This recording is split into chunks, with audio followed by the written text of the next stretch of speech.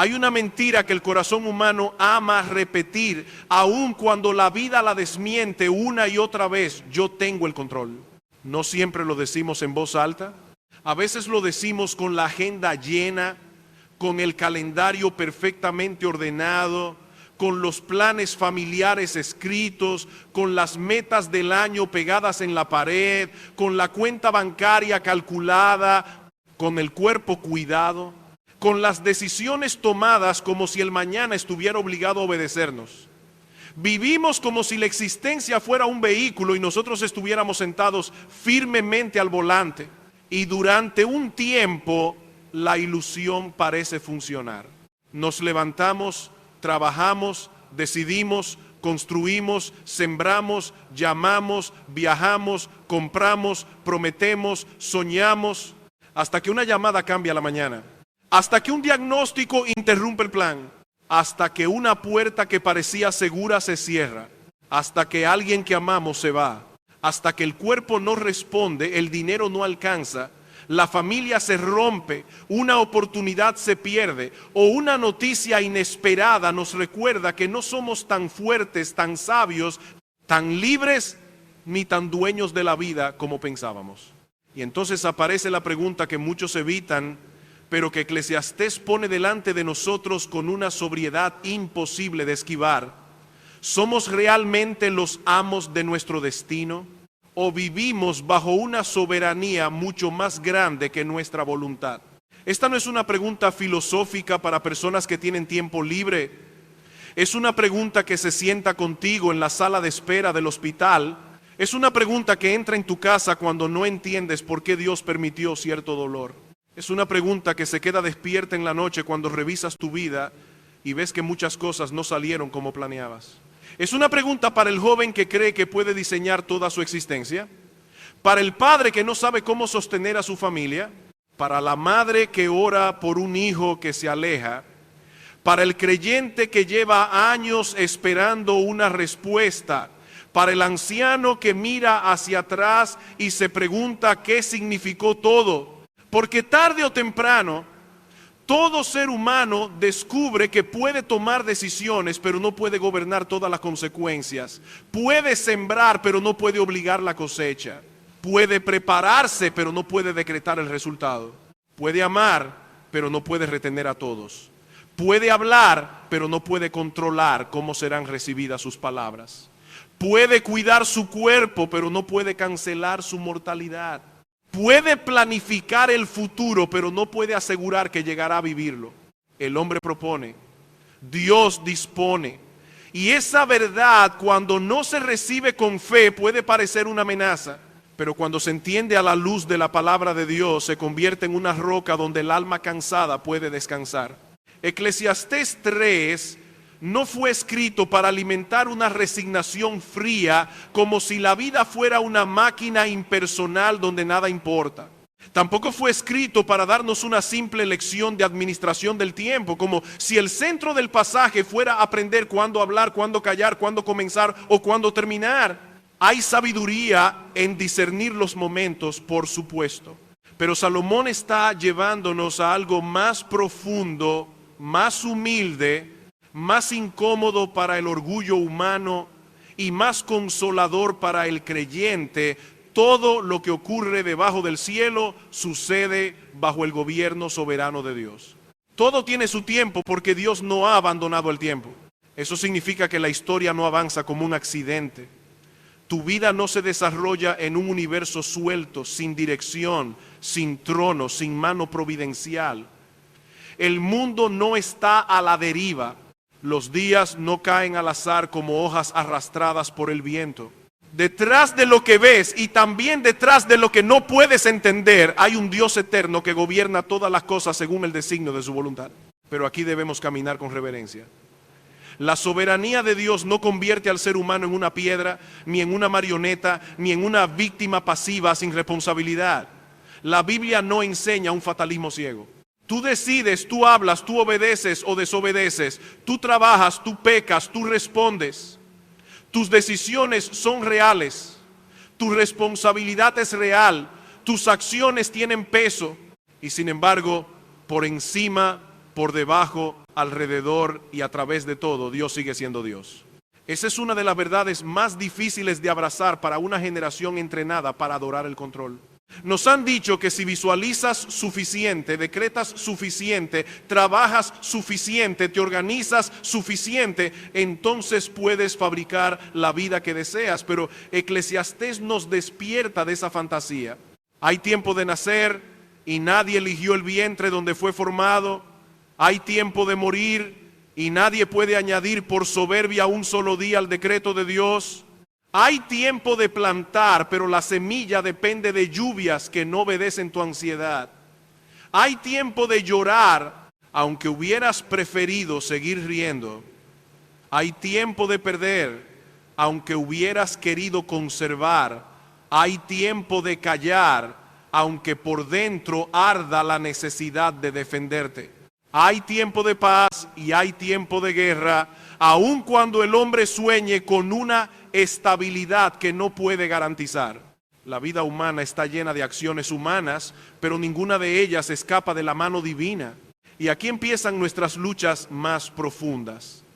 Porque no nos cuesta tanto afirmar la soberanía de Dios cuando el tiempo es de reír.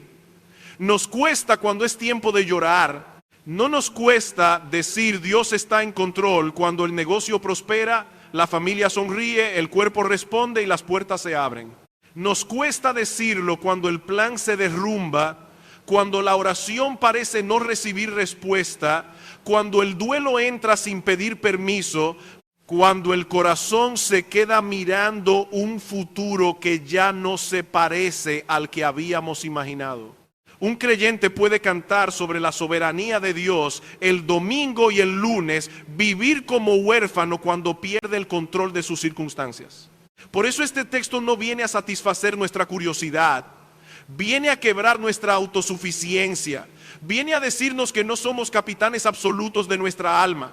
Viene a recordarnos que nuestra vida se desarrolla en un tiempo que no nos pertenece por derecho propio, sino que nos ha sido confiado como mayordomía delante de Dios. Cada día es recibido, no fabricado. Cada respiro es sostenido, no garantizado. Cada oportunidad es administrada, no poseída. Y si esto es verdad, entonces la pregunta no es solamente si Dios gobierna. La pregunta es ¿cómo debe vivir el hombre que sabe que Dios gobierna? Porque algunos, al escuchar que Dios es soberano, se endurecen. Ven a Dios como un tirano celestial que les quitó el control que deseaban tener. Otros se cruzan de brazos y llaman fe a su pasividad. Otros se llenan de ansiedad porque todavía quieren entender todo antes de confiar. Pero la respuesta bíblica no es rebeldía, ni apatía, ni desesperación. Es una combinación santa que solo la gracia produce. Humildad ante lo que no controlamos, diligencia en lo que Dios nos manda hacer, gratitud por lo que Él nos permite disfrutar y temor reverente delante del Dios que hace todo hermoso en su tiempo. Pero para llegar allí, primero debemos mirar algo que nuestro orgullo no quiere aceptar.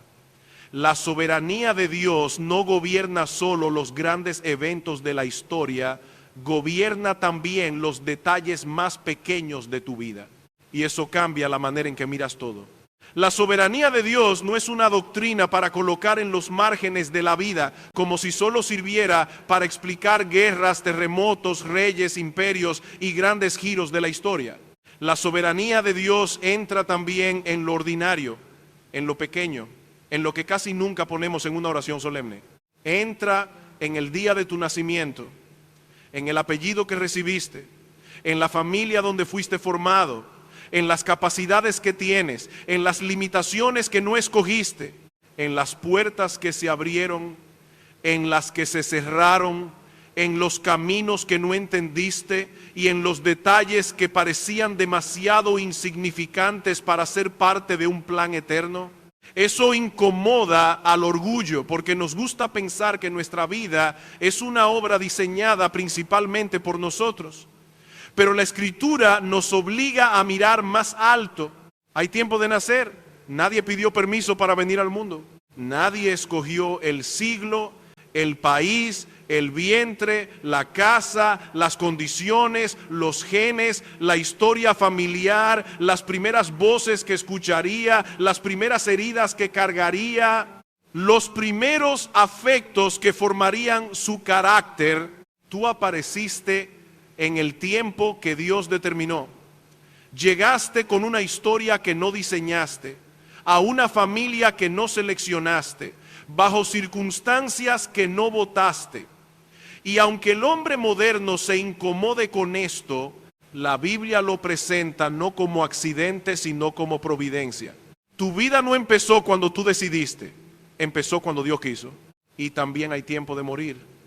Esta es una verdad que nuestra generación maquilla, retrasa, esconde, medicaliza, distrae, pero no puede cancelar. Vivimos como si la muerte fuera una interrupción extraña, cuando en realidad está escrita sobre toda criatura caída. Puedes cuidar tu alimentación, ejercitarte, hacer planes, comprar seguros, evitar riesgos, consultar médicos, y todo eso puede ser sabio, pero no puedes arrancar tu vida de la mano de Dios. El número de tus días no está bajo tu autoridad final. Hay un límite que no podrás sobrepasar. Esto no debe producir terror en el creyente, sino sobriedad.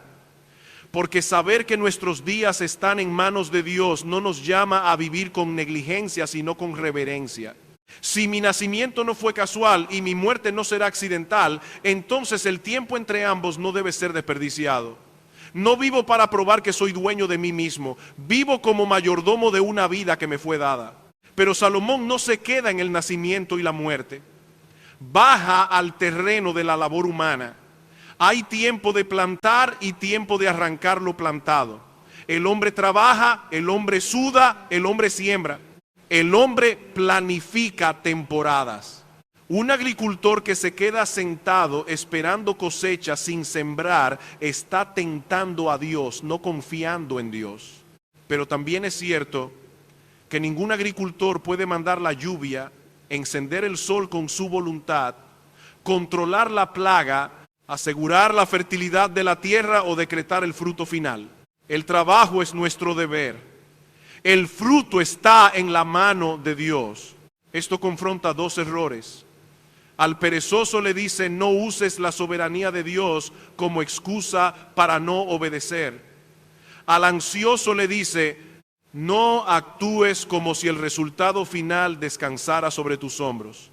Hay personas que no trabajan porque dicen confiar en Dios, cuando en realidad están huyendo de la responsabilidad. Y hay personas que trabajan sin descanso porque dicen ser responsables, cuando en realidad están queriendo ocupar el lugar de Dios. La fe bíblica no produce brazos cruzados ni corazones soberbios, produce diligencia humilde. Piensa en el hombre que sale temprano a trabajar, no porque cree que puede controlar todo, sino porque Dios le ha dado una tarea. Se esfuerza, toma decisiones, aprende, corrige, planifica, administra, pero al final del día debe poder cerrar la puerta, sentarse a la mesa, mirar a su familia y recordar: yo no soy el sustentador final de esta casa, Dios lo es. Cuando olvida eso, la responsabilidad se convierte en esclavitud. La presión lo vuelve áspero. La ansiedad le roba la ternura. Empieza a tratar a las personas como obstáculos porque cree que todo depende de él. O piensa en una madre que ora por sus hijos, les enseña, los corrige, los abraza, llora por ellos, les habla de Cristo. Debe hacerlo. Sería pecado usar la soberanía de Dios como excusa para no instruirlos. Pero también debe recordar que no puede regenerar sus corazones, no puede fabricar arrepentimiento, no puede producir fe salvadora con presión emocional. Puede sembrar con lágrimas, pero solo Dios da vida. Esa verdad duele, pero también libera. Hay tiempo de llorar y tiempo de reír. Y aquí la soberanía de Dios toca una zona muy sensible, porque nos gustaría pensar que la alegría depende de nuestra capacidad de protegerla y que el dolor puede evitarse si somos suficientemente cuidadosos. Pero la vida no funciona así. Hay días en que la risa llega como regalo inesperado. Una comida sencilla, una conversación limpia, un niño riendo, una música hermosa, una amistad fiel, una oración respondida. Y hay días en que el llanto llega aunque uno no lo haya invitado, una tumba, una traición, un hijo rebelde, una pérdida, una enfermedad, una soledad que pesa en el pecho. La soberanía de Dios no significa que todo tiempo se sienta igual. Significa que ningún tiempo está fuera de su mano. Eso es crucial. Porque algunos creen que confiar en Dios significa no llorar, pero la Biblia no dice eso. Hay tiempo de endechar, hay tiempo de rasgar el vestido. Hay momentos donde el duelo no es falta de fe, sino la respuesta humana apropiada ante una pérdida real. La fe no niega las lágrimas. La fe aprende a llorar delante de Dios, no lejos de Dios. También hay tiempo de callar y tiempo de hablar. ¿Y cuánta sabiduría necesitamos aquí? Hay ocasiones en que hablar sería orgullo, defensa carnal, impaciencia, deseo de controlar la narrativa. Hay momentos en que el creyente debe esperar en silencio la salvación del Señor. Pero también hay momentos en que callar sería cobardía, complicidad, falta de amor. Hay una palabra que debe ser dicha, una verdad que debe ser confesada, una advertencia que debe ser dada, una disculpa que no debe postergarse. Y aún en eso dependemos de Dios. Porque no siempre sabemos leer el momento, nos equivocamos. Hablamos cuando debimos callar, callamos cuando debimos hablar, guardamos lo que debía soltarse, soltamos lo que debía guardarse.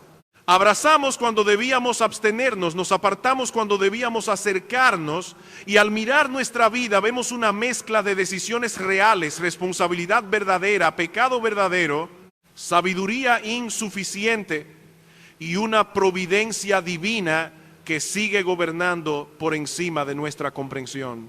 Esto debe humillarnos, no somos dueños del cuadro, apenas vemos unas líneas, pero también debe consolarnos.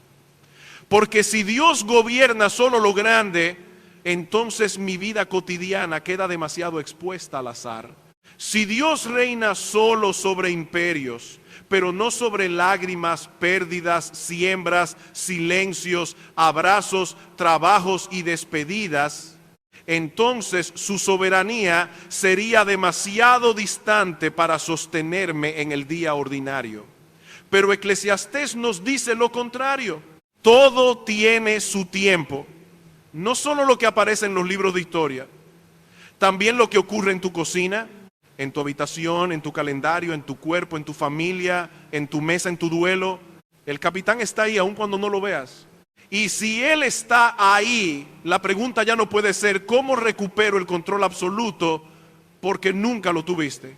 La pregunta debe ser ¿cómo vivo fielmente bajo el control santo, sabio y bueno de Dios?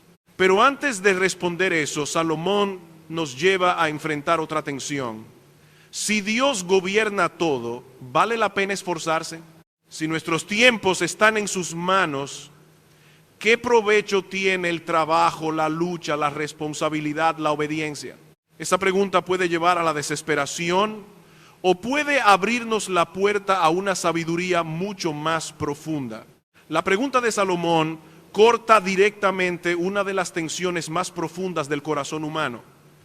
¿Qué provecho tiene el que trabaja de aquello en que se afana? Si Dios gobierna el tiempo, si Dios determina los límites de nuestra vida, si Dios ordena las estaciones, si Dios hace que haya tiempo de nacer y tiempo de morir, tiempo de plantar y tiempo de arrancar, tiempo de llorar y tiempo de reír, entonces alguien podría decir, ¿para qué esforzarme? ¿Para qué trabajar? ¿Para qué tomar decisiones? ¿Para qué orar, servir, sembrar, luchar, corregir, esperar? Si al final todo está bajo el decreto de Dios, ¿no sería más honesto cruzarse de brazos y dejar que la vida ocurra? Esa reacción parece espiritual, pero no lo es. Es una forma de incredulidad. La soberanía de Dios nunca fue dada en la Escritura para producir pasividad, amargura o fatalismo. Fue dada para destruir nuestra arrogancia y sostener nuestra obediencia. Dios no nos revela que Él gobierna todas las cosas para que abandonemos la responsabilidad, sino para que dejemos de cargar el peso de ser Dios mientras hacemos fielmente lo que Él nos mandó a hacer como criaturas. Hay una diferencia enorme entre descansar en Dios y renunciar a la obediencia.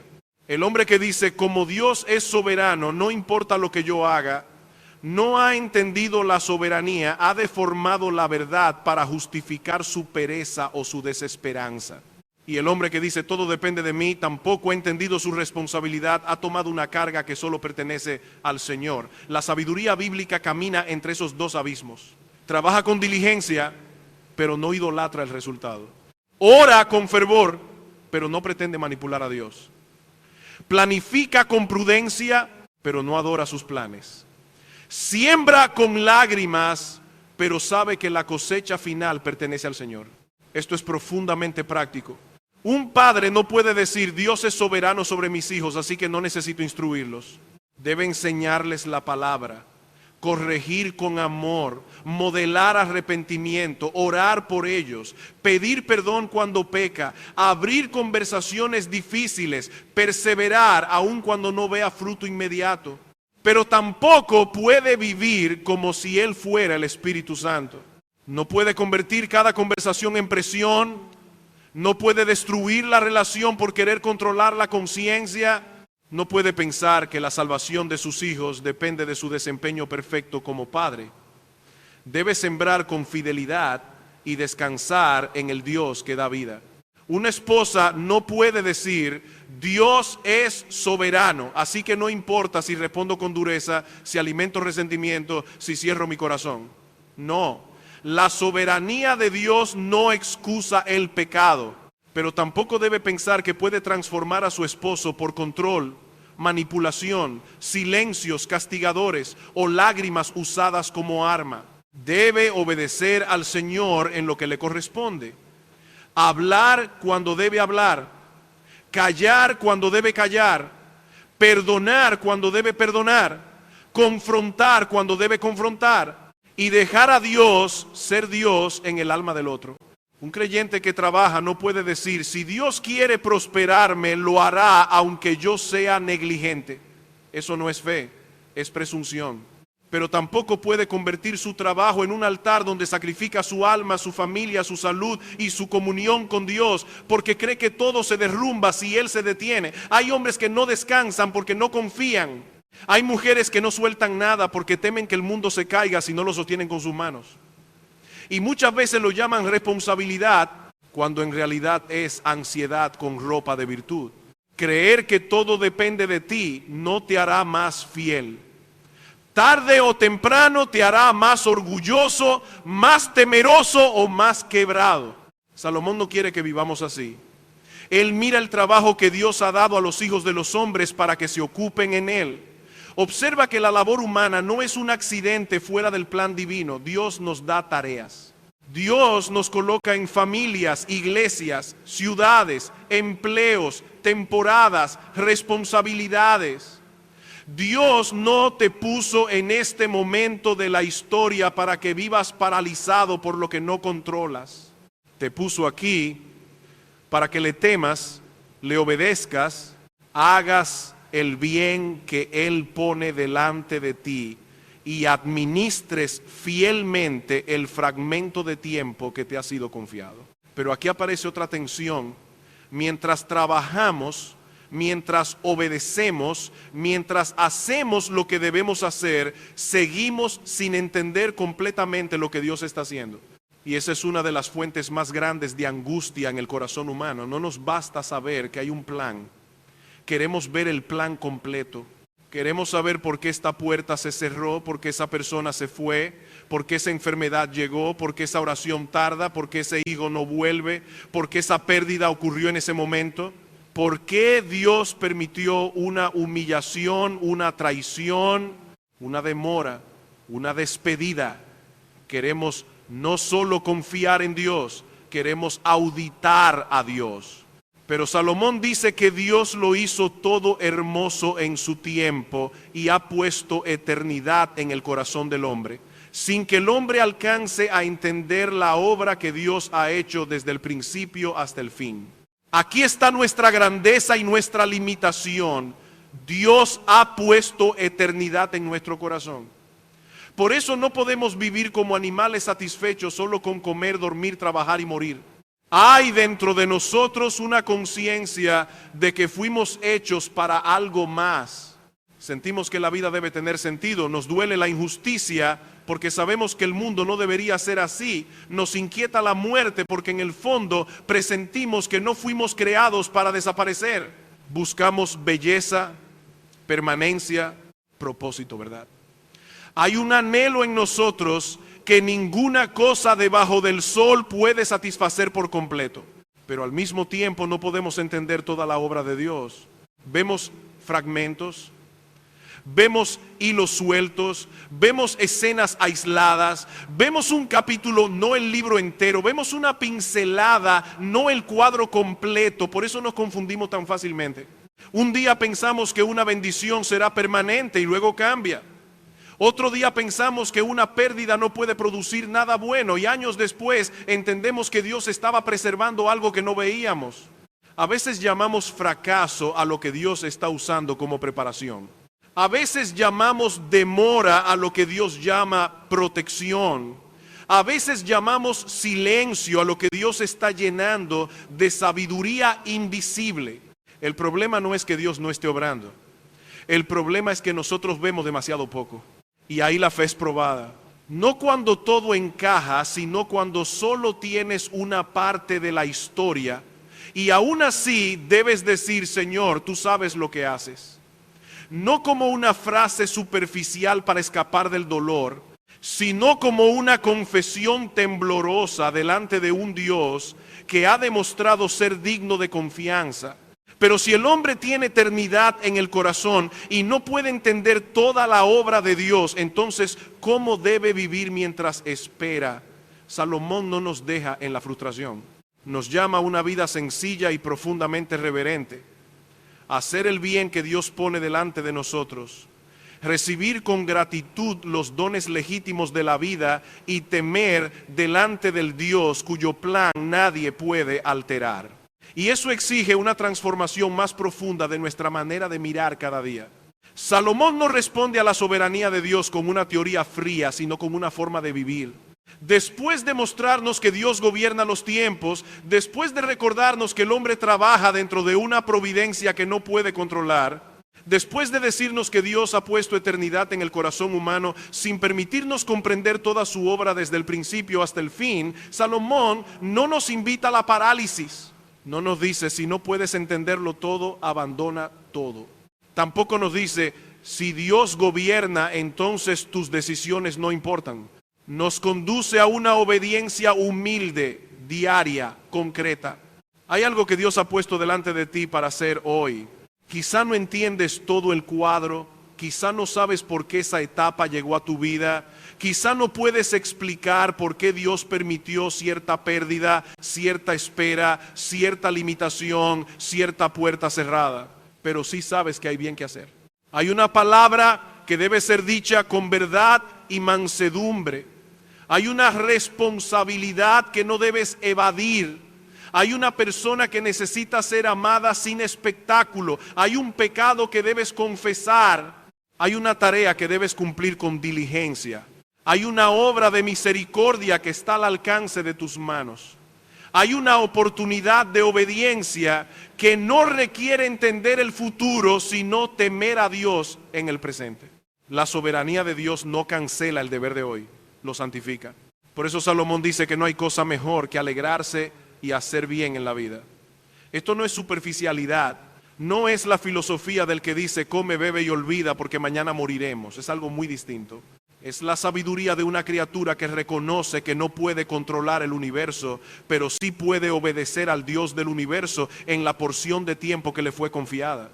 Y esto confronta una forma muy común de desobediencia, postergar el bien hasta que entendamos más. Hay personas que dicen, cuando Dios me muestre todo, entonces obedeceré. Cuando mi situación se aclare, entonces serviré. Cuando mi familia cambie, entonces tendré gozo. Cuando entienda por qué sufrí esto, entonces podré confiar. Pero esa no es la manera en que la fe camina. La fe no exige ver todo el camino antes de dar el paso que Dios ya iluminó.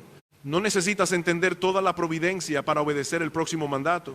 Piensa en el creyente que se ha quedado detenido por una temporada difícil. Perdió algo, alguien lo hirió, una expectativa murió. Y desde entonces vive suspendido, como si su vida estuviera esperando una explicación antes de volver a obedecer con gozo. Va a la iglesia, pero ya no sirve con el mismo corazón. Ora, pero con una reserva interior. Hace lo básico, pero ha dejado de hacer el bien que Dios puso delante de él porque siente que Dios le debe una respuesta.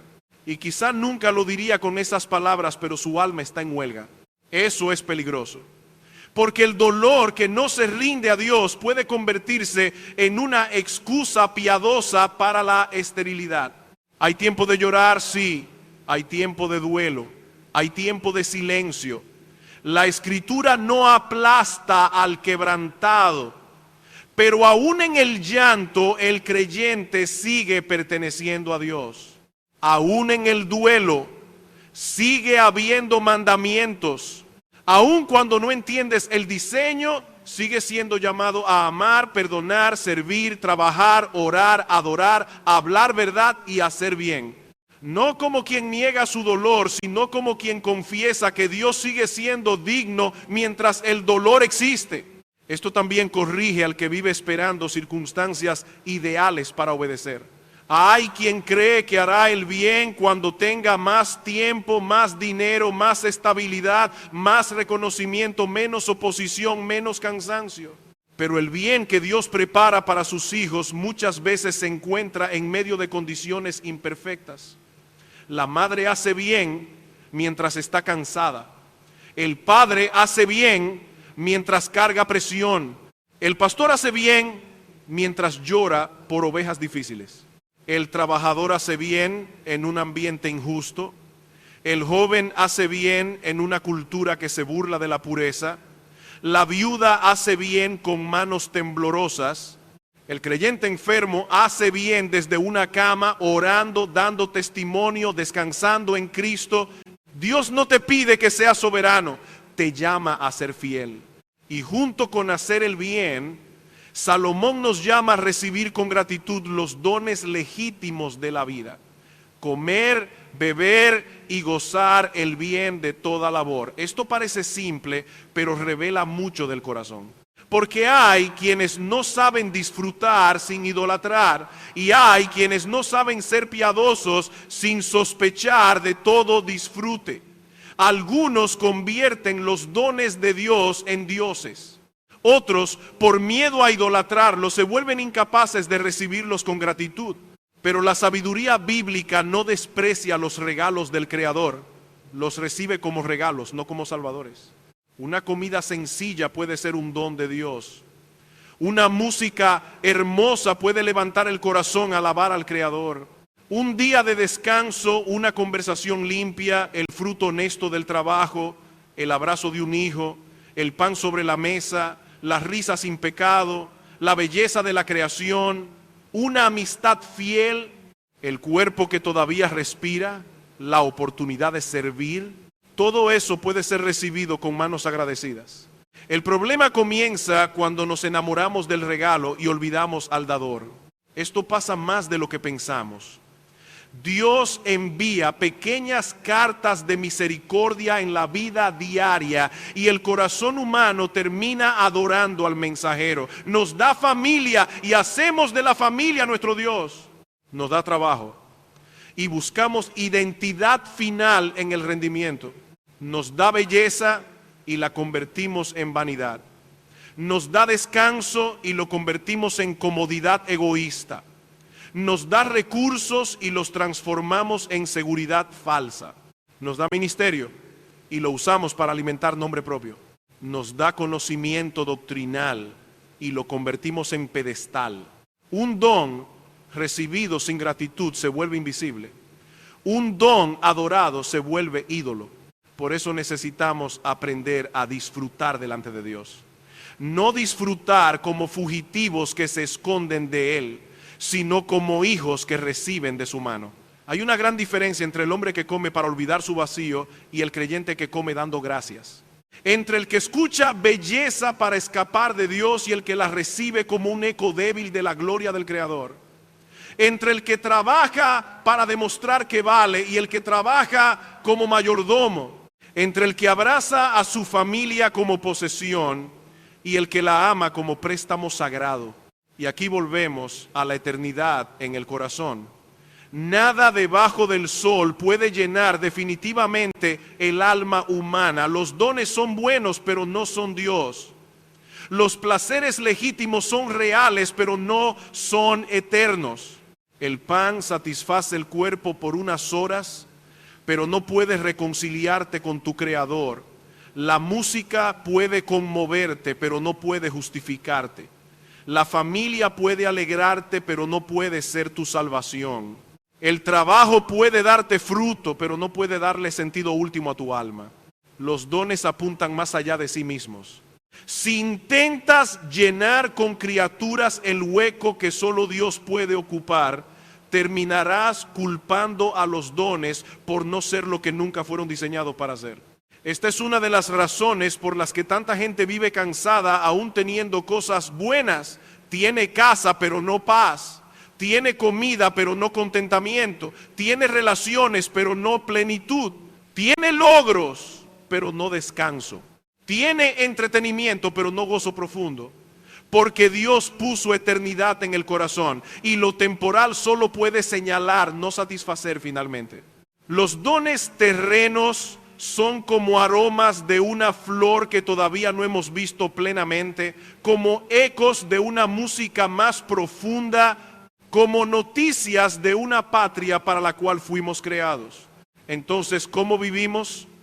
Haciendo el bien que Dios pone delante de nosotros, recibiendo sus dones sin convertirlos en ídolos, reconociendo que no comprendemos toda su obra y temiendo delante de Él, porque todo lo que Dios hace permanece. Nadie añade a su decreto, nadie le quita, nadie corrige su plan, nadie mejora su sabiduría.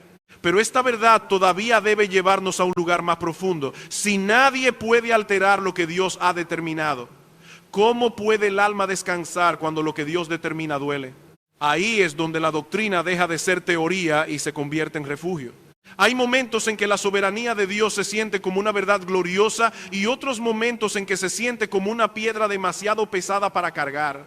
Cuando todo parece avanzar con orden, cuando la salud acompaña, cuando el trabajo produce fruto, cuando los hijos están cerca, cuando las oraciones reciben respuestas visibles, es fácil decir, Dios está en control. Pero cuando el tiempo que llega es tiempo de pérdida, cuando la cosecha no aparece, cuando el abrazo se convierte en distancia, cuando la risa se apaga, cuando el duelo entra en la casa, entonces la misma doctrina que antes cantábamos empieza a examinar lo que realmente creemos. No sabemos cuánto descansamos en Dios hasta que Él toca aquello que no queríamos soltar. Salomón dice que todo lo que Dios hace permanece, que nada se le puede añadir y nada se le puede quitar, y que Dios obra así para que los hombres teman delante de Él. Esta no es una invitación a discutir con Dios, es un llamado a reverenciarlo.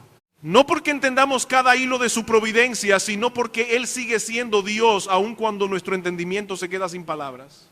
Y este es precisamente el punto donde muchas almas tropiezan. No niegan abiertamente a Dios, no abandonan necesariamente la fe, pero empiezan a resentir el gobierno de Dios porque su gobierno no siguió el calendario que ellas habían preparado. Esperaban sanidad en cierto momento, respuesta en cierta fecha, restauración en cierta etapa, claridad después de cierta oración. Y cuando Dios no se movió según su expectativa, la confianza empezó a mezclarse con sospecha. El corazón humano puede decir, hágase tu voluntad, mientras por dentro exige que esa voluntad se parezca a la suya. Pero la soberanía de Dios no está sometida a nuestra aprobación. Sus decretos no esperan nuestro permiso. Él no consulta a la criatura para decidir cómo gobernar su creación. Y aunque esta verdad aplasta el orgullo, también es la única razón por la que podemos descansar. Porque si el plan de Dios pudiera ser frustrado por una decisión humana, por una enfermedad, por un enemigo, por una pérdida, por una traición, por un accidente, por un gobernante, por una crisis económica o por un demonio, entonces no tendríamos una roca, tendríamos una posibilidad. Pero nuestro Dios no gobierna posibilidades, gobierna realidades. Eso no significa que todas las realidades sean agradables. Hay hilos oscuros en el tapiz. Hay colores que vistos desde atrás parecen no tener lugar. Hay nudos que nos confunden. Hay escenas que mientras ocurren parecen una contradicción de la bondad de Dios. Un creyente puede mirar una cama vacía y no entender. Puede mirar una silla en la mesa y llorar. Puede escuchar una noticia y sentir que el suelo se abrió bajo sus pies. Puede orar durante años por una persona y no ver el fruto que anhela. La fe no exige que llames liviano a lo que duele. La fe te llama a confiar en Dios mientras duele. Y aquí la imagen del tapiz puede ayudarnos. Desde este lado de la eternidad vemos la parte de atrás. Vemos hilos cruzados, colores mezclados, nudos, interrupciones, líneas que parecen empezar sin terminar. No podemos alejarnos lo suficiente para contemplar el diseño completo. Queremos interpretar la obra total de Dios desde el pequeño fragmento que tenemos frente a los ojos. Y como no vemos el patrón, concluimos demasiado rápido que no hay patrón. Pero algún día los hijos de Dios verán el tapiz por delante. Entonces comprenderemos que el hilo que parecía fuera de lugar estaba en la posición exacta, que la pérdida que no podíamos explicar no escapó de la mano del Padre, que la demora que nos desesperó no fue olvido, que la puerta cerrada no fue descuido, que la disciplina no fue crueldad, que la lágrima no fue desperdiciada, que Dios no estuvo improvisando con nuestra vida. Él estaba haciendo todo hermoso en su tiempo. Pero la pregunta es, ¿podemos adorarlo antes de verlo? Porque no necesitamos esperar hasta el cielo para empezar a confiar. Ya tenemos la palabra, ya conocemos el carácter de Dios, ya hemos visto la cruz. Y si hay un lugar donde la soberanía de Dios parece más oscura y al mismo tiempo más gloriosa, es en el Calvario. Allí se reunieron la maldad humana, la injusticia religiosa, la cobardía política, la traición de un amigo, la burla de los hombres, el sufrimiento del inocente y el decreto eterno de Dios. Desde abajo parecía derrota. Desde la eternidad era redención. Si Dios pudo gobernar la cruz, puede gobernar tu dolor. Esto no es una frase para minimizar tus lágrimas, es una ancla. Porque en la cruz aprendemos que la providencia de Dios puede incluir actos humanos verdaderamente malos sin que Dios sea autor del pecado y aún así llevar todo al cumplimiento de su propósito santo. Los hombres hicieron lo que quisieron. Judas traicionó. Los líderes conspiraron. Pilato cedió. La multitud gritó. Los soldados clavaron y al mismo tiempo Cristo fue entregado conforme al determinado consejo y anticipado conocimiento de Dios. Nadie le arrebató la vida al Hijo. Él la dio en el tiempo establecido. Por eso, cuando miramos nuestra vida, no debemos interpretar la soberanía de Dios como frialdad. Debemos interpretarla a través de Cristo. El Dios que gobierna todas las cosas no es una fuerza impersonal. Es el Padre que entregó a su Hijo. Es el Señor que conoce nuestros días. Es el Rey que cuenta nuestros cabellos. Es el pastor que no pierde a sus ovejas. Es el Dios que no llega tarde, aunque muchas veces no llega cuando nosotros queríamos. Y aquí hay un cambio práctico que necesitamos abrazar. Deja de exigirle a Dios explicaciones completas antes de darle obediencia presente. No esperes entender cada línea del tapiz para hacer el bien que hoy te corresponde. No esperes sentir control para orar. No esperes que desaparezca el dolor para adorar. No esperes que todas las circunstancias sean claras para decir, Señor, en tus manos están mis tiempos. Esa frase debe convertirse en una oración diaria, no en una decoración religiosa. En tus manos está mi tiempo de reír y mi tiempo de llorar. En tus manos está mi tiempo de plantar y mi tiempo de arrancar. En tus manos está lo que busco y lo que pierdo. En tus manos está la puerta que se abre y la que se cierra.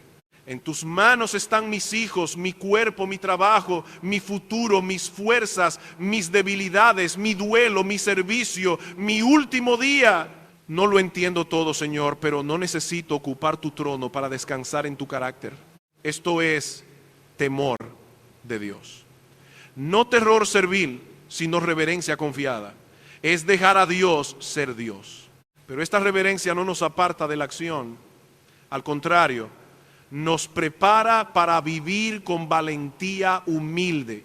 Porque si Dios gobierna todo, entonces mi obediencia no es inútil, mi trabajo no es invisible, mis lágrimas no están perdidas, mis oraciones no caen al vacío y mis decisiones, aunque pequeñas, forman parte de una providencia más grande de lo que puedo imaginar. Y ahora debemos mirar cómo esa providencia opera incluso a través de las acciones humanas, incluyendo aquellas que nacen de corazones pecaminosos. Una de las partes más difíciles de aceptar en la providencia de Dios es que Él gobierna no solo las cosas agradables, sino también las acciones humanas que nacen de corazones pecaminosos, sin dejar de ser santo y sin quitarle al hombre su responsabilidad. Aquí nuestra mente empieza a sentir sus límites, porque queremos simplificar lo que la Biblia presenta con profundidad. Si Dios gobierna, pensamos, entonces el hombre no puede ser responsable. O si el hombre es responsable, entonces Dios no puede estar gobernando realmente. Pero la Escritura no acepta esa falsa alternativa. La Biblia nos muestra un Dios soberano sobre todas las cosas y al mismo tiempo seres humanos responsables de lo que desean, deciden, aman, odian, obedecen o rechazan. El hombre hace lo que quiere y Dios sigue cumpliendo lo que Él quiso desde la eternidad. Esto no significa que Dios sea autor del pecado. Dios es luz y no hay ningunas tinieblas en Él. Él no tienta a nadie al mal, no se complace en la impiedad, no aprueba la injusticia. Pero su soberanía es tan absoluta, tan sabia, tan alta, que aún los actos pecaminosos de los hombres no pueden escapar de su gobierno ni frustrar su propósito final. Mira la historia de José. Sus hermanos no lo vendieron porque estaban obedeciendo con gozo un decreto divino que entendían. Lo vendieron porque lo odiaban. Lo hicieron por envidia. Lo hicieron con dureza. Lo hicieron mintiendo, ocultando, hiriendo a su padre, destruyendo a su hermano. Nadie puede suavizar la maldad de sus acciones. Ellos fueron responsables, su pecado fue real, sus motivos fueron torcidos. Y sin embargo, años después, José puede mirar a sus hermanos y decir que ellos pensaron mal contra él, pero Dios lo encaminó a bien para preservar vida. Eso no es fatalismo, es providencia. No es negar la maldad humana, es confesar que la maldad humana no es soberana. ¿Cuántas veces nosotros no entendemos esto mientras estamos dentro del dolor? Cuando alguien nos traiciona, solo vemos la traición. Cuando una persona nos humilla, solo sentimos la herida. Cuando una decisión injusta nos perjudica, solo vemos la pérdida inmediata. Cuando somos olvidados, desplazados, acusados o tratados con dureza, nuestra visión se estrecha alrededor de la ofensa y debemos llamar al pecado por su nombre.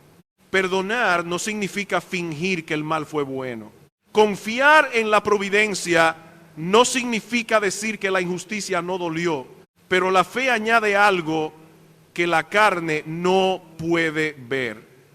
Aún esto está bajo la mano de Dios. Piensa en alguien que fue despedido injustamente. El jefe actuó con egoísmo, quizá con favoritismo, quizá con mentira. Eso fue pecado. Pero el creyente no puede quedarse atrapado pensando que su vida quedó finalmente en las manos de ese jefe. Piensa en una familia herida por decisiones irresponsables de alguien. Esa persona tendrá que responder delante de Dios, pero la historia de la familia no queda fuera del alcance redentor del Señor. Piensa en una iglesia que atraviesa conflicto por orgullo, palabras necias, falta de mansedumbre. Cada persona es responsable de su pecado. Y aún así, Dios puede usar incluso esa temporada amarga para purificar, corregir, humillar y restaurar. Esto no nos autoriza a pecar, nos impide desesperar cuando otros pecan contra nosotros. Porque si Dios solo pudiera usar obediencias perfectas, la historia humana estaría perdida. Pero Él gobierna sobre criaturas caídas, sobre decisiones mezcladas, sobre intenciones impuras, sobre circunstancias rotas. Y sin contaminarse con nuestro pecado, sin aprobarlo, sin ser culpable de él, lo somete todo a la sabiduría de su plan. El ejemplo supremo no es José, es Cristo.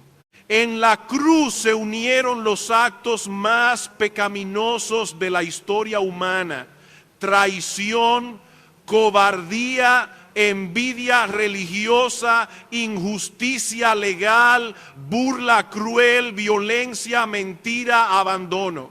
Cada participante actuó conforme a sus propios deseos. Judas vendió, los líderes acusaron, Pilato cedió, la multitud gritó, los soldados clavaron. Ninguno de ellos fue una máquina, ninguno de ellos fue inocente.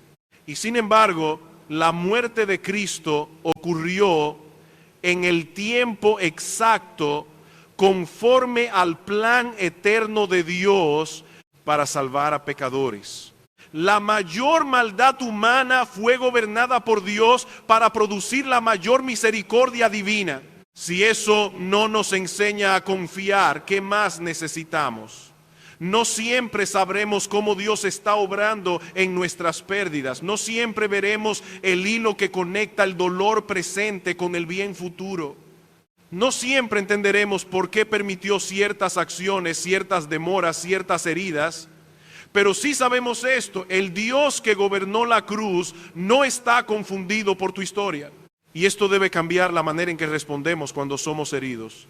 La carne quiere dos extremos: o quiere vengarse, como si la justicia dependiera de nuestras manos, o quiere hundirse en la amargura como si el daño recibido fuera más soberano que Dios.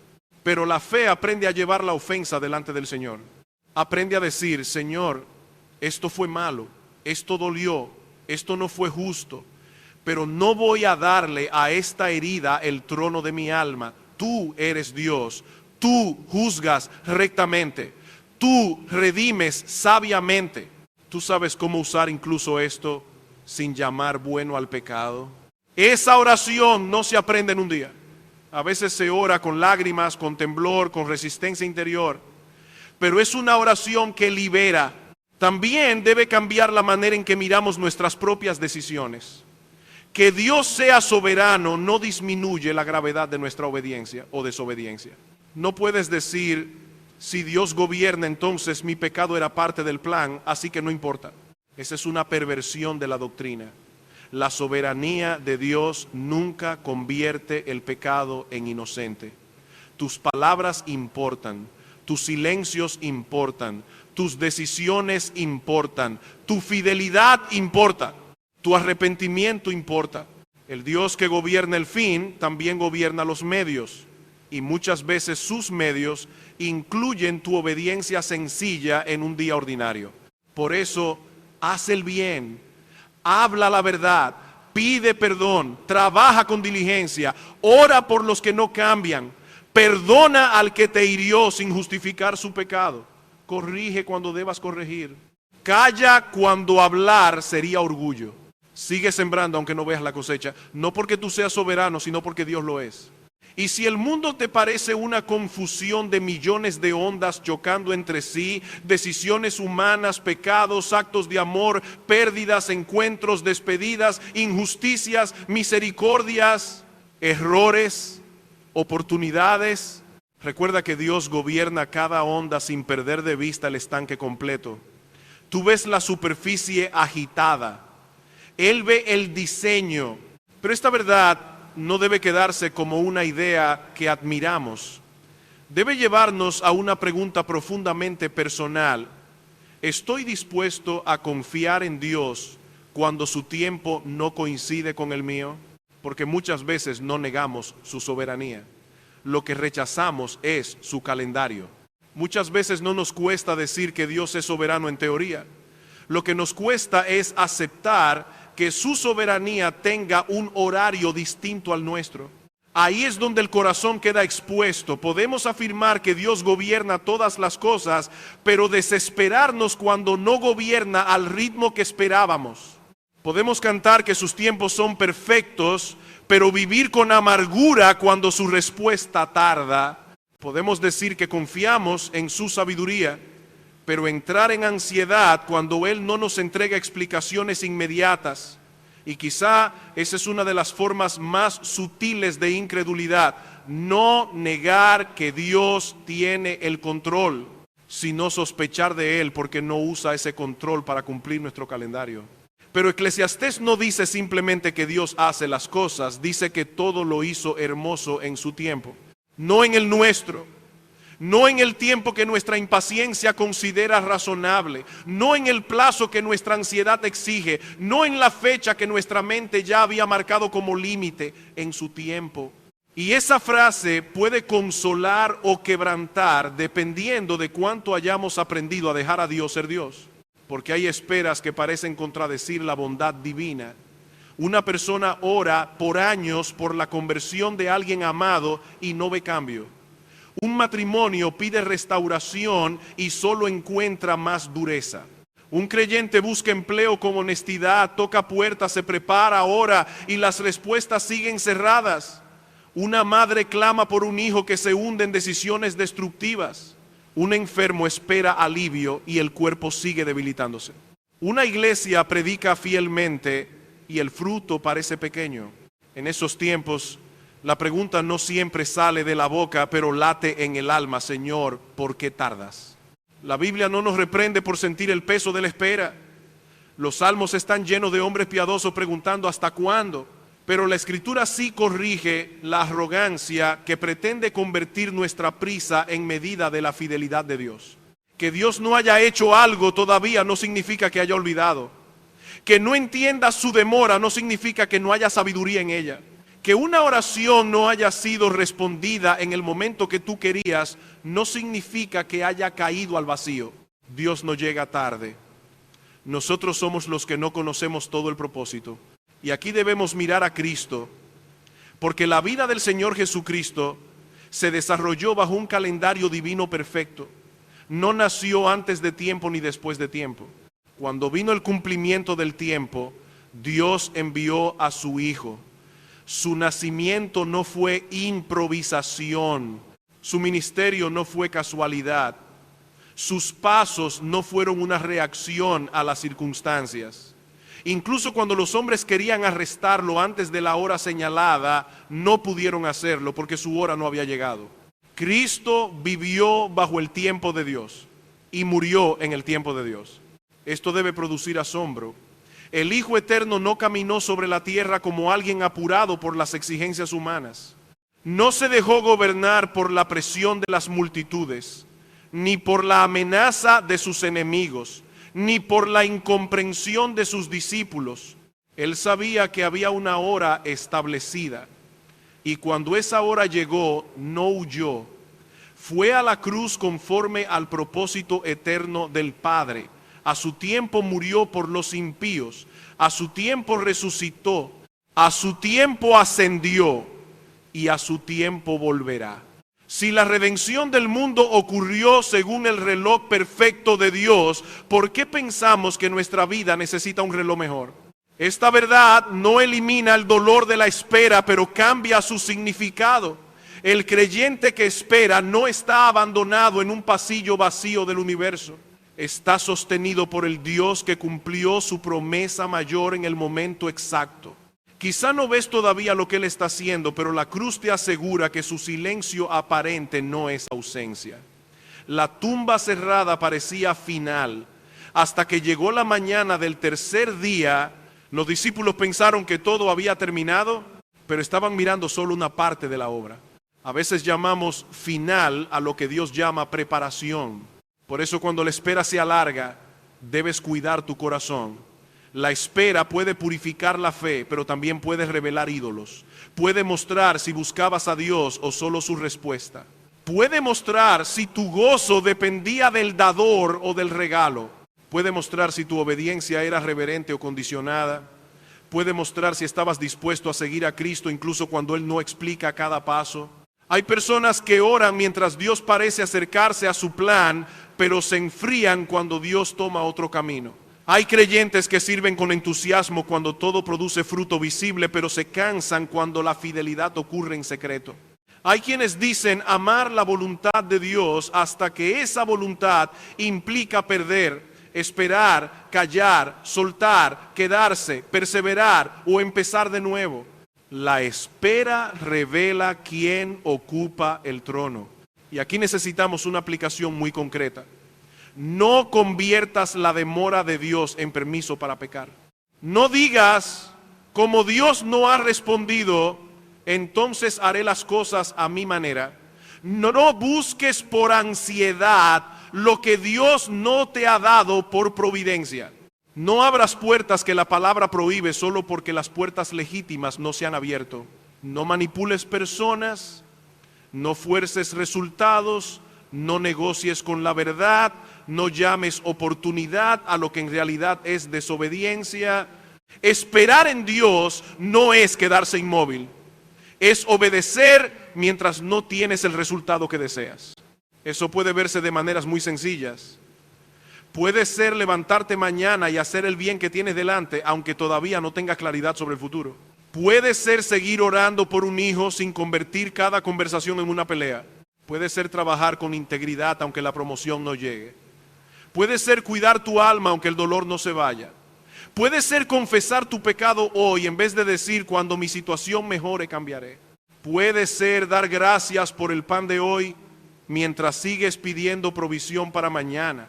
El creyente no espera como quien mira un reloj vacío, espera como quien mira a un padre. Y aunque no siempre entendemos, sí sabemos suficiente para confiar. Sabemos que Dios es sabio, sabemos que es santo, sabemos que no improvisa, sabemos que su providencia alcanza incluso lo que nos parece pequeño. Sabemos que Cristo murió y resucitó en el tiempo perfecto. Sabemos que ningún propósito suyo será frustrado. Sabemos que sus manos son más seguras que las nuestras, aun cuando sus caminos sean más altos que nuestros caminos. Por eso David podía decir, en tu mano están mis tiempos, no solo mi tiempo de victoria, también mi tiempo de aflicción, no solo mi tiempo de respuesta, también mi tiempo de silencio, no solo mi tiempo de cosecha, también mi tiempo de sembrar con lágrimas, no solo mis días fuertes, también mis días débiles, no solo los capítulos que entiendo, también los que me hacen temblar.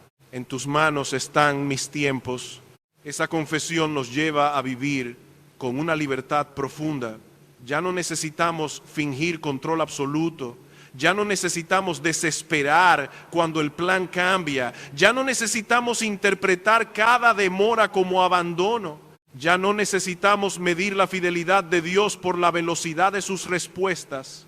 Podemos trabajar, orar, esperar, llorar, disfrutar, hacer el bien y descansar, porque el capitán sigue en su puesto, aunque no siempre lo veamos desde la cubierta. Pero todavía falta una última palabra, quizá la más urgente. Si Dios gobierna el tiempo, si Él sostiene cada estación, si Él ha puesto eternidad en el corazón y ha fijado un día para cada cosa, entonces nadie debe presumir que tendrá mañana para responder a Cristo. El mismo Dios que te da tiempo de escuchar, también te llama hoy a arrepentirte y creer. Y ese es el tiempo que no debes desperdiciar. Si Dios tiene el control del tiempo, entonces hay una verdad que nadie debe tratar con ligereza. El momento presente no te pertenece como una posesión garantizada.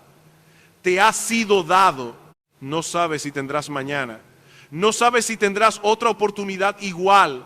No sabes si volverás a sentarte bajo la predicación de la palabra con la misma claridad, con la misma sensibilidad de conciencia, con la misma invitación abierta delante de ti. El hombre vive haciendo planes como si el futuro estuviera obligado a esperarlo, pero Eclesiastés nos recuerda que hay tiempo de nacer y tiempo de morir, y ninguno de esos dos tiempos está bajo nuestra autoridad final. Por eso, la soberanía de Dios no es solo una doctrina para consolar al creyente en el dolor, también es una advertencia para el pecador que posterga su respuesta a Cristo. Quizá tú has vivido como si pudieras escoger cuándo tratarás seriamente con Dios cuando termine esta etapa, cuando ordene mi vida, cuando sea mayor, cuando resuelva mi familia, cuando disfrute un poco más, cuando deje ciertas cosas, cuando sienta algo más fuerte, cuando sea el momento adecuado. Pero escucha, el momento adecuado no es el que tu carne promete para después.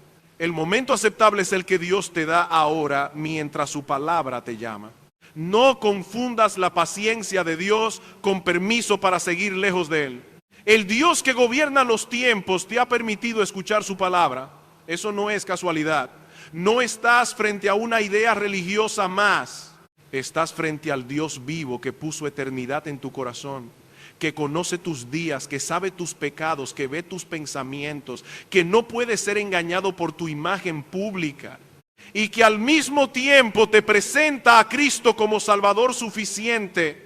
Hay personas que pasan años oyendo verdades eternas y siguen tratándolas como si fueran sonidos familiares. Se acostumbran al lenguaje cristiano, se acostumbran a la Biblia abierta, se acostumbran a los sermones, a las oraciones, a los himnos, a la comunidad, pero nunca se rinden verdaderamente a Cristo. Tienen cercanía con las cosas de Dios, pero no comunión reconciliada con Dios. Tienen información, pero no arrepentimiento. Tienen emoción ocasional, pero no fe salvadora. Tienen tiempo, pero lo desperdician. Y el tiempo desperdiciado bajo la luz es una responsabilidad terrible. Si estás fuera de Cristo, no necesitas primero entender todos los misterios de la providencia. No necesitas conocer por qué Dios permitió cada detalle de tu historia. No necesitas resolver cada pregunta antes de venir. Necesitas reconocer que eres una criatura delante del Creador, un pecador delante del juez, un alma eterna que no puede salvarse a sí misma. Necesitas dejar de usar el futuro como refugio. Necesitas venir a Cristo hoy. Porque el mismo Señor que gobierna tu nacimiento, tu muerte, tus lágrimas, tus pérdidas, tus oportunidades y tus días, ha señalado también un tiempo de salvación. Y la Escritura no dice mañana es el día, dice ahora. Ahora mientras oyes. Ahora mientras la conciencia no está completamente endurecida. Ahora mientras la puerta sigue abierta. Ahora mientras Cristo es anunciado. Ahora, mientras puedes arrepentirte y creer en el Evangelio, no porque tengas control del mañana, sino precisamente porque no lo tienes. Y tú que ya estás en Cristo, no salgas de esta verdad con una fe teórica. Sal con una confianza más humilde y una obediencia más concreta. Si tus tiempos están en las manos de Dios, deja de vivir como esclavo del control. Trabaja, pero no adores el fruto. Planifica, pero no idolatres el plan. Ama, pero no trates a las personas como posesiones. Llora, pero no llores como quien no tiene esperanza. Disfruta los dones, pero no te enamores de ellos como si fueran Dios. Espera, pero no conviertas la espera en amargura. Obedece, aunque no entiendas todo. Hay bien que hacer hoy. Hazlo. Tal vez no puedes cambiar toda la situación que te duele, pero puedes responder con fidelidad. Tal vez no puedes restaurar por tus fuerzas lo que se rompió, pero puedes dejar de alimentar orgullo. Tal vez no puedes convertir el corazón de tu hijo, pero puedes seguir orando y hablándole la verdad con amor. Tal vez no puedes entender por qué Dios permitió esa pérdida, pero puedes llevar tu duelo delante de Él. Tal vez no puedes ver el tapiz por delante, pero puedes confiar en las manos del tejedor. El capitán está ahí. Quizá no lo ves desde la cubierta. Quizá la tormenta te impide distinguir su rostro. Quizá el barco se mueve y tu alma tiembla, pero el Señor no ha abandonado su puesto. Él gobierna el mar, el viento, la ruta, el puerto y el tiempo de llegada. Y si estás en Cristo, no hay hilo de tu historia que quede fuera de su sabiduría, ni lágrima fuera de su memoria, ni obediencia fuera de su propósito, ni dolor fuera de su capacidad de redención. No tenemos que entender plenamente para adorar sinceramente. Algún día veremos con claridad. Algún día miraremos el diseño completo. Algún día entenderemos que no hubo improvisación en la providencia de Dios. Algún día alabaremos por hilos que ahora nos hicieron llorar, por demoras que ahora nos confundieron, por respuestas que no llegaron cuando las pedimos, por puertas cerradas que nos parecieron crueles, por caminos que no habríamos escogido y que Dios usó para llevarnos más cerca de Él. Pero mientras llega ese día, caminamos por fe. Bendeciré al Señor en todo tiempo. No porque todo tiempo sea fácil, sino porque todo tiempo está en sus manos. No porque todo tiempo sea claro, sino porque Él es digno de confianza.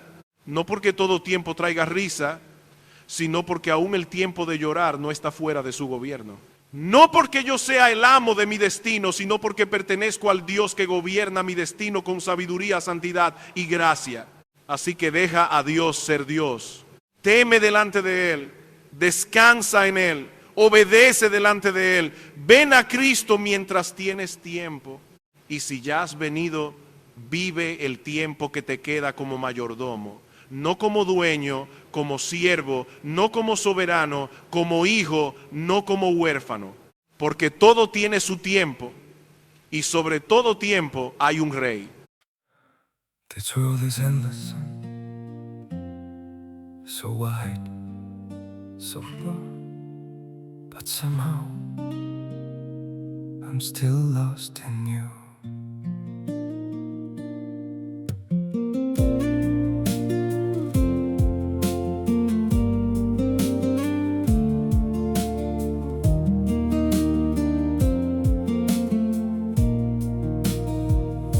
The streets are full of moving shadows, countless places I could go.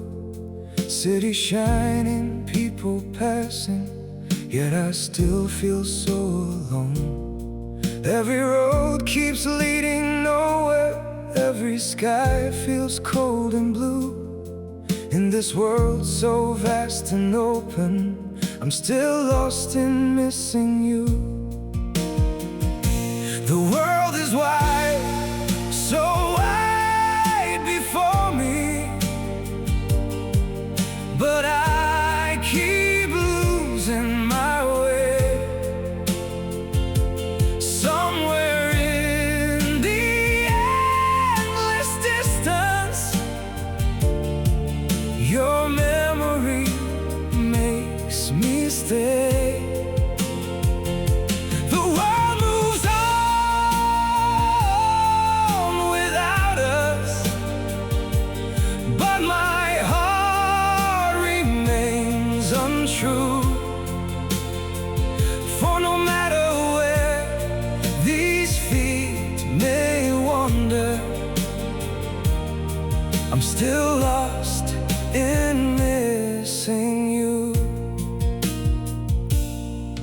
I have tried to outrun silence, tried to leave your ghost behind, but your name still echoes softly through the corners of my mind. The world is wide, so wide before me, but I keep losing my way. Somewhere in the endless distance, your memory makes me stay. The world moves on without us, but my heart remains untrue. For no matter where these feet may wander, I'm still lost in missing you. Maybe someday I'll stop searching for your face in every crowd.